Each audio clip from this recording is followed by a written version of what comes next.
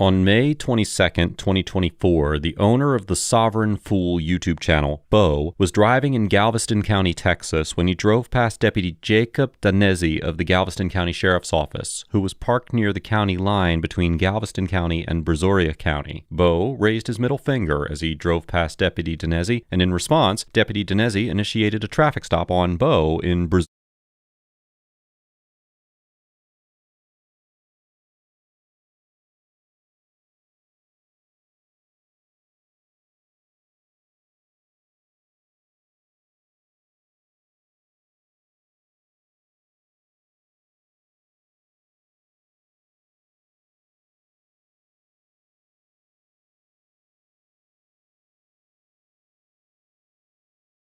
County. The encounter that followed was captured on Deputy Danesi's body and dash cams. How are you? Deputy Danesi, I work for the Galveston County Sheriff's Office. Hey, just so we're clear, this is considered an obscene gesture. Just so we're clear, you cannot do that in public. Are you also you can? Yeah, it's called an obscene gesture. Yes. Other people can be offended. This is a reason to stop. I don't want to ID you. Call on me? No, so here. No, you did it in Galveston County, so I can stop you. You can stop me? Yes, absolutely. You did it in Galveston County. We'll find out. So, like, case law protects that. Oh, you think so? Free speech. That's not speech. It's free speech. It's hand gestures. It's obscene gesture. There is case law on it. It's obscene.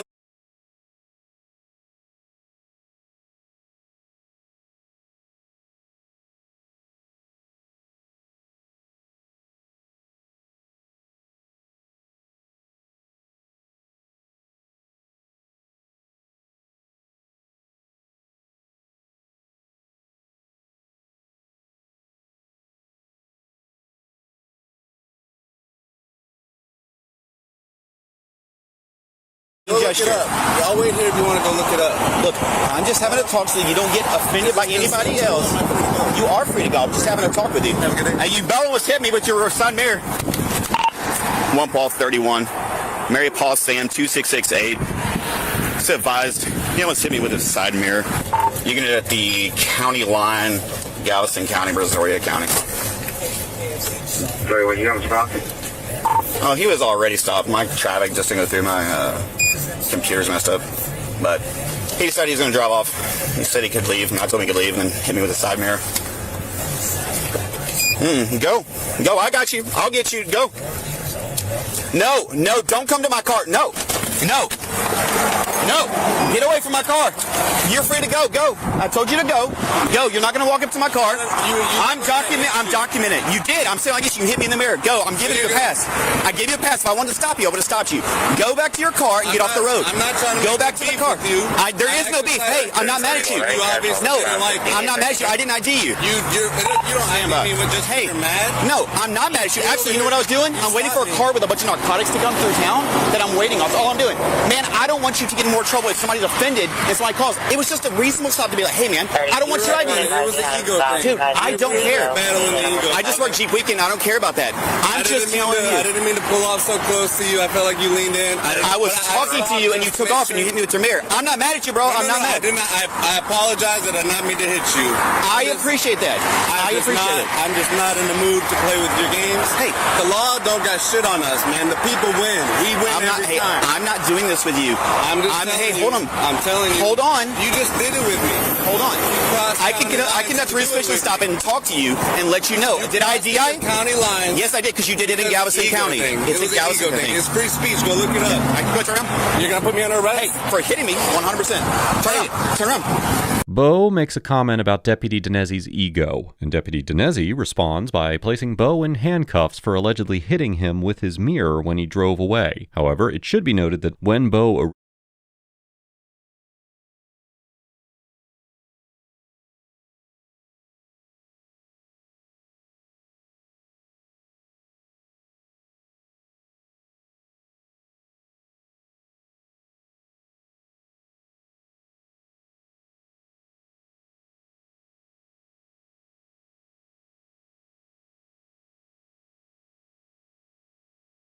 originally drove off, Deputy Danesi stated that Bo almost hit him with the mirror. And over time, his story progressed into a claim that Bo actually hit him with the mirror. Just having a talk with you. Hey, you almost hit me with your side mirror.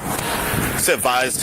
He almost hit me with his side mirror. He said he could leave, and I told him he could leave, and then hit me with his side mirror. You did. I'm saying, I guess you hit me in the mirror. Go. I'm giving you a pass. I was talking to you, and you took off, and you hit me with your mirror. Additionally, even if Bo did hit Deputy Danesi with his mirror, it is unlikely that his conduct would be considered a criminal offense. Striking or bumping a person with a vehicle's side view mirror could potentially implicate the assault statute found in Section 22.01 of the Texas Penal Code, but only if the statutory elements were satisfied. Subsection A1 applies where a person intentionally, knowingly, or recklessly causes bodily injury to another. Bodily injury, as defined by Section 1.07 of the Texas Penal Code, includes physical pain, illness, or any impairment of physical condition, including even minor physical pain, so long as the contact amounts to more than mere offensive touching. Even under that expansive standard, however, there is no indication that Deputy Danesi experienced any physical pain or impairment as a result of the alleged mirror contact, which significantly undermines the applicability of subsection A1 in this situation. Now, in the absence of bodily injury, the conduct would more appropriately be analyzed under subsection A3 of section 22.01 of the Penal Code, which addresses intentionally or knowingly causing physical contact that the actor knows or should reasonably believe will be regarded as offensive or provocative. However, that subsection would require proof that Bo acted intentionally or knowingly in making contact with the deputy, a mental state that appears inconsistent with an incidental mirror strike during a vehicle's departure. Moreover, even if some minimal pain could be inferred, it is unlikely that Bo's conduct would rise to the level of quote-unquote recklessness, which under section 6.03 of the Texas Penal Code requires awareness of and conscious disregard for a substantial and unjustifiable risk that constitutes a gross deviation from ordinary care. Accordingly, a court would likely conclude that the alleged mirror contact did not rise to the level of criminal assault, and therefore did not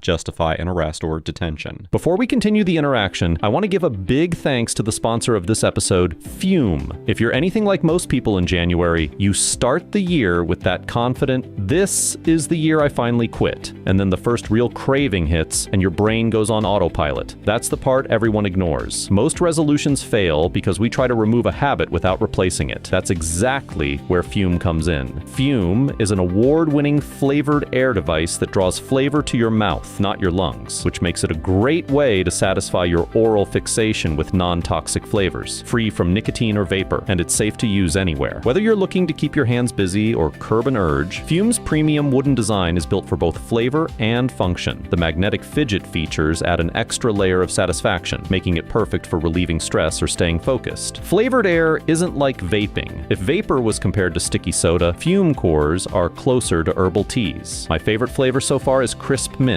because it feels like a reset button. It's clean, it's sharp, and it gives that fresh start vibe that actually matches what you're trying to do in January. And right now, Fume has an exclusive New Year's offer for members of the ATA community. For January only, Fume is doubling every core you order. Order 1 pack, you get 2. Order 3, you get 6. More flavor, more chances to reach for something better when the cravings hit. And if you grab a Journey pack, you'll also get a free gift just for using my code. A free Fume topper, an awesome accessory to level up your experience. Go to tryfume.com and use code AUDIT to claim your double cores and your free Fume topper when you order your Journey pack before this New Year offer closes. Thanks again to Fume for sponsoring today's episode.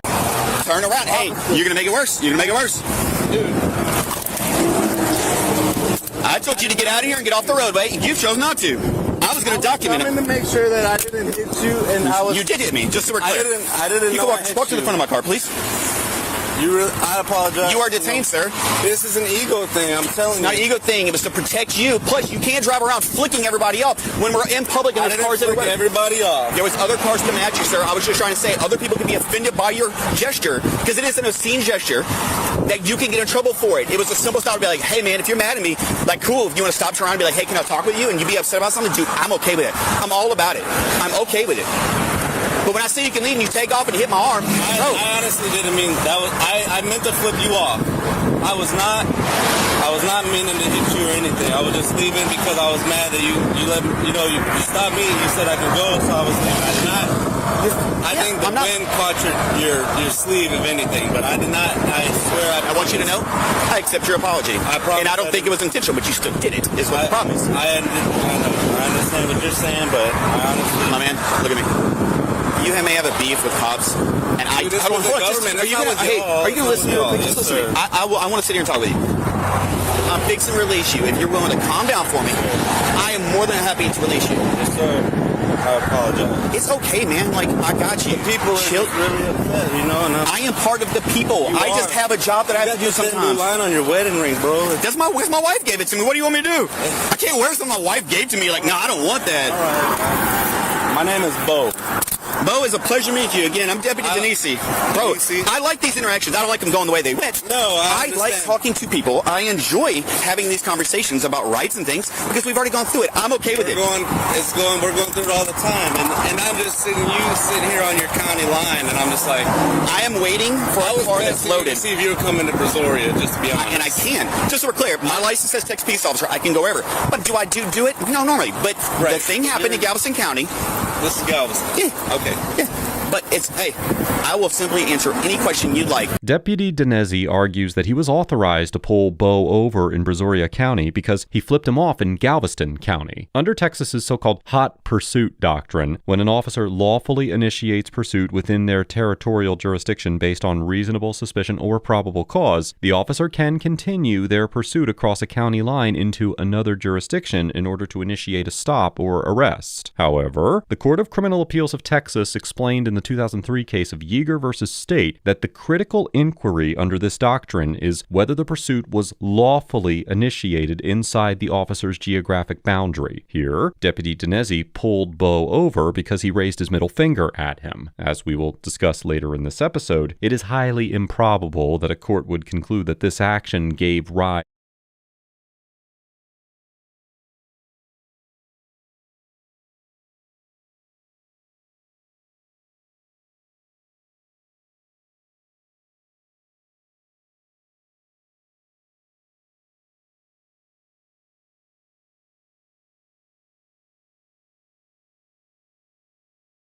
to reasonable suspicion authorizing Deputy Denese to detain Bo. Therefore, regardless of the jurisdictional issues, it is unlikely that a court would find that the stop was lawful. I am not mad at you, but you were free to go and you came back over here. And I'm trying to add notes and clear my traffic. I didn't want to leave after you claimed I hit you. I'm going to document that I told you release, and then I believe it to be accident, but you did. Just for other purposes. That's all it's going to be. Okay, so when I was leaving, I see you were making a document. I didn't want to leave the accident. I'm totally willing to come back and... Smart move. But I told you can go. Totally gonna come and I told you could go. I know. I totally understand. If I wanted to, I would have gotten in the car and kept going after you. I'm an honest man, and I'm a man of respect. Come ask you a question. Me and you talking. By the way, again, you're free to go. I've undetained you. I just need you to calm the hell down. Yeah. By the way, I cleaned it because I had to work beach region. It's just the rust because I got sanded and I couldn't look. I got rust in it, so I had to oil it. I'm not upset with you. Look, man, we're just both. I want you to know. Different opinions. Yeah, but that's okay. Yeah. But you know where we go wrong as people? We don't have these conversations. I would love to have them with you when you're not in your uniform. Dude, I'll give you a straight answer. I don't care if I'm in uniform. I'll give you a straight answer. These are okay to have our conversation, man. I don't care if I'm in it or out of it. I tell people all the time, I don't care. Yeah. I was in the military. There's laws that I don't agree with sometimes. Victimless crimes, right? You're right. So there's a reason I didn't ID you. We can, well, because listen, I mean, hold on. I route. can stop you. Yeah. But I didn't ID you, nor did I even ask you for it. I didn't even ask your name when you were over here because I don't want it. No, that's fine. I'm trying to let you know whatever you're mad about, don't get yourself in trouble by offending somebody else that is out here in public that's driving by. That's all it was. Hey, that was gonna be my cup spill. Any of these cars. You can do it. But if you offend somebody, then you're going to get in trouble. You cannot get in trouble. It's obscene gestures. Offensive speech cannot be made. Obscene gestures. It's the same thing. Just like if you cuss, obscene gesture language. Until someone stops and you arrest me for it. I don't want to do that. That's the whole reason I'm stepping out with you, my man. Deputy Dinesi claims that raising a middle finger is a quote-unquote obscene gesture that can get Bo quote-unquote in trouble. In Texas, the statute that addresses so-called obscene gestures is the disorderly conduct provision, section 42.01A2 of the Texas Penal Code, which criminalizes making an obscene gesture or display in a public place when doing so tends to incite an immediate breach of the peace. Notably, the statute does not treat offensiveness alone as sufficient. Instead, it incorporates a constitutional limitation requiring a realistic likelihood that the gesture will provoke violence or immediate disorder under the so-called fighting words exception to First Amendment protections for expressive conduct. In the 2003 case of Coggin versus State, the Court of Appeals of Texas in Austin clarified that actual or threatened violence is an essential element of a breach of the peace, and that in most situations, a driver's raising of the middle finger at another motorist as a defendant's car passed another vehicle did not qualify as a violation of the disorderly conduct statute, absent evidence that the gesture was likely to provoke an immediate violent response. Accordingly, a court would almost certainly conclude that Bo's act of raising his middle finger at Deputy Dinesi did not constitute a so-called obscene gesture under the Texas disorderly conduct statute, and did not, by itself, provide a lawful basis for a traffic stop or detention. Right now, I'm in agreement. Let me ask you a question. What makes you get to this point where this is the conversation and that you're trying to incite something that I get that you want to know? Our government has gone way, way, way off. Sometimes I can agree with that, yes. The debt is so high that But that has nothing to do with me. It does have everything to do with you. The debt is so high, y'all have to enforce traffic revenue. I don't even write tickets, my man. I'm the least ticket writer. I don't want to pull all your information. I am the least ticket writer in this whole county, my man. I don't want to do any TPS on all of your stuff. I don't care, man. I'm open. He knows me. So I almost rear that car. Here. Yeah, I apologize. It's okay. And I think your backup. Oh, I just told him I was stepping out with you. So it's the DA, right? We were going through this, and I get stopped for not using a blinker 100 feet. That shouldn't be a violation, or it shouldn't be a ticket. It's a violation of the traffic code. I'll stop before he comes up. No, he's fine. This is my traffic stop. Yeah, you were not in trouble. I want to be clear. You were not in trouble. I'm going to document it happened, but you came back and apologized that it was unintentional, and I will put it in here. That's fine, dude. I don't want to go to jail. I'm trying to look at my kids to the park. That is fine. But listen to me. I want you to spend the day with your kids. That's not what I want for you. But we are not going to go through all that. I just wanted to talk with you and have a genuine person-to-person conversation. I'm not mad at you. No, but we I can't don't know who you are in there. I just see sheriff. That's it. Hey, next time, if take any breath, I will literally stop and have a million conversations and talk to you. Just deep breath next time. No, I understand. Timothy Alvarez. This is Bo. I don't know his last name, nor do I care. Bo, go to the park and get out of here. We good? Yes. Have a great day, sir. Thank you. Take care.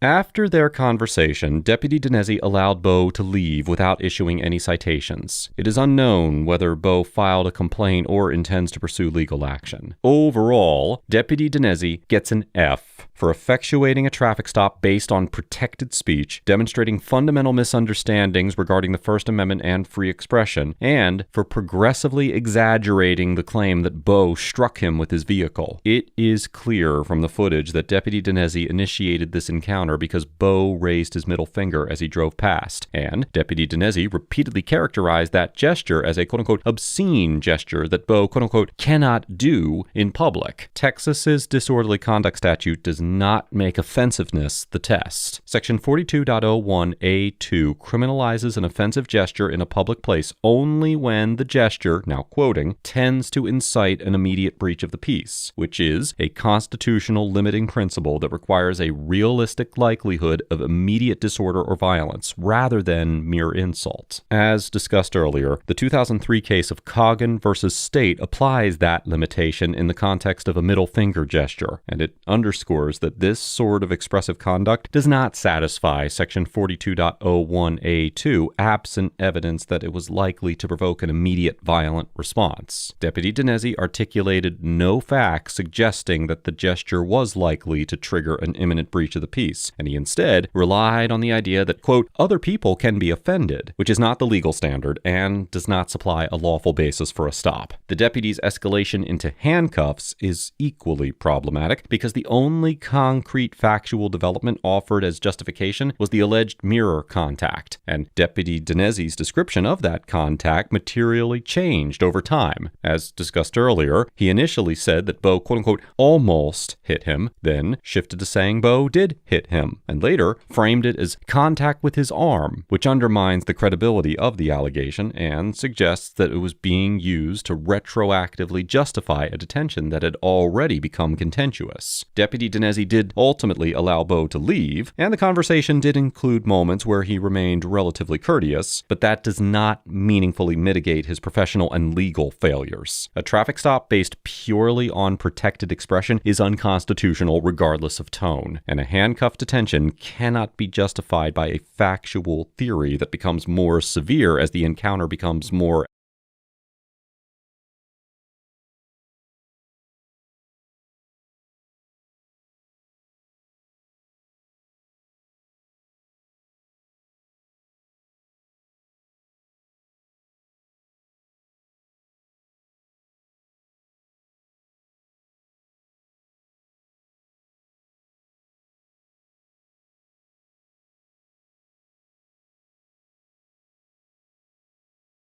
adversarial. This interaction highlights how quickly a deputy can create serious constitutional liability when he treats protected expression as a detainable offense, misapplies jurisdictional doctrine in order to extend an unsupported stop, and then relies on an evolving factual claim to rationalize escalation that the law does not support. Now, as for Bo, he gets a B-, because although he was correct in his assertion that the stop was unlawful and remained calm and collected throughout the encounter, he also created an objectively dangerous situation by abruptly driving away from the stop. As mentioned before, Bo's middle finger gesture was expressive conduct that was highly unlikely to qualify as a criminal, quote-unquote, obscene gesture under Texas's disorderly conduct framework, and it therefore did not supply a lawful basis for a traffic stop. Bo recognized that point immediately, and he did not allow the deputy to reframe protected expression as a detainable offense simply by labeling it, quote-unquote, obscene, or by referencing how other motorists might feel about it. Bo also handled the mirror allegation in the only way that reliably reduces risk once an officer starts describing a potential vehicle contact. He denied any intent, acknowledged the possibility of accidental contact, apologized, and stayed engaged long enough to prevent the situation from spiraling into a claim that he was fleeing or refusing accountability. Even if Bo believed that the allegation was exaggerated, he treated it as a serious issue and responded in a way that was consistent with someone who was trying to resolve a misunderstanding rather than creating a standoff. When he was placed in handcuffs, he did not become physically confrontational, and that restraint limited the deputy's ability to justify further escalation. But the reason that the grade is not higher is that Bo made the encounter materially more dangerous at the exact moment that it mattered most. After being told that he could leave, he began driving off abruptly while the deputy was still close enough to the vehicle that incidental contact was a foreseeable risk. Regardless of the legality of the stop, moving a vehicle vehicle quickly when a person is within a foot or two of it is hazardous, and it is also the kind of moment that can be characterized as intentional or reckless even when it's not. That choice gave the deputy an opening to shift the interaction away from the legality of the stop and towards a physical contact narrative, which is precisely the kind of pivot that can turn a legally weak detention into a far more complicated situation. Bo also chose to pull over and re-engage on foot in close proximity to the patrol vehicle despite the deputy's orders not to, which increased the intensity of the encounter and created additional opportunities for misunderstandings about intent, distance, and compliance. This interaction highlights that a person can be legally correct and still make tactical decisions that increase physical risk and legal exposure, and that asserting rights effectively requires not only knowing the law, but also controlling the safety variables that officers can later use to justify escalation.